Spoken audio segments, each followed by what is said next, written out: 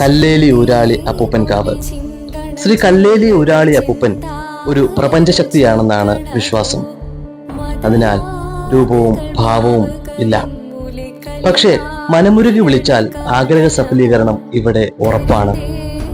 ഈ കാവിൽ കുടികൊള്ളുന്ന പറവകളും ചീവീടുകളും വാനരന്മാരുമെല്ലാം ഈ ഭഗവാന്റെ നാമം സദാ ജപിക്കുന്നുവെന്ന് നമുക്കിവിടെ എത്തിയാൽ തോന്നിപ്പോകും. പത്തനംതിട്ട ജില്ലയിൽ കോന്നി ഇലയിറക്കൽ ജംഗ്ഷനിൽ നിന്നും 7 കിലോമീറ്റർ കിഴക്കു മാറി ഈ കാനന ക്ഷേത്രം സ്ഥിതി ചെയ്യുന്നു. 10 പുത്രന്മാർക്ക് സമമാണ് ഒരു വൃക്ഷം എന്നതാണ് നമ്മുടെ പൂർവികന്മാർ പറയുന്നത്. വൃക്ഷങ്ങളാൽ ചുറ്റപ്പെട്ട കാവുകൾ ജീവശ്വാസത്തിന്റെ നിറകുടമാണ്. ആദ്യം കാവുകൾ ഉണ്ടായി. കാവുകളിൽ ഈശ്വര സാന്നിധ്യം ഉണ്ടെന്ന് മനുഷ്യൻ തിരിച്ചറിഞ്ഞു. അവിടെ ദേവതമാരുണ്ടായി. ആദി ദ്രാവിഡ നാഗ ഗോത്ര ജനതയുടെ വിശ്വാസം കുടികൊള്ളുന്ന കാവുകളിൽ സത്യവും നീതിയും കെടാവിളക്കാകുന്നു.